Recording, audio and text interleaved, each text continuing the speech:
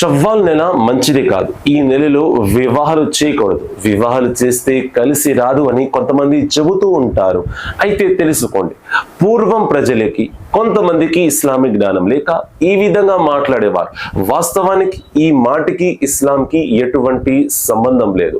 ఒక పురుషుడు, ఒక మహిళ రంజాన్ నెలంతా ఉపవాసం ఉండి ఖురాన్ చదివి అల్లాహ్కి ఆరాధన చేసి రోజుకి 5 పూట్ల నమాజ్ చేసిన తర్వాత షవ్వాల్ నెలలో వారి వివాహం అయినట్లయితే వారికి కలిగే సంతానం వారి విధేయులుగా మారతారు, వారి మాట వింటారు.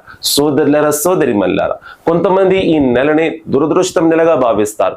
వాస్తవానికి ఈ మాటకి ఇస్లాంకి ఎటువంటి సంబంధం లేదు. ఈ నెల కూడా ఒక పవిత్రమైన నెల. ఈ నెలలో 6 ఉపవాసాలు ఉన్న వారికి సంవత్సరమంతా ఉపవాసం ఉన్నంత ప్రతిఫలం అల్లాహ్ ప్రసాదిస్తాడు. అంత గొప్పతనం ఈ నెలలో ఉంది. అందుచేత ఈ నెలని దురదృష్టం నెలగా భావించకండి.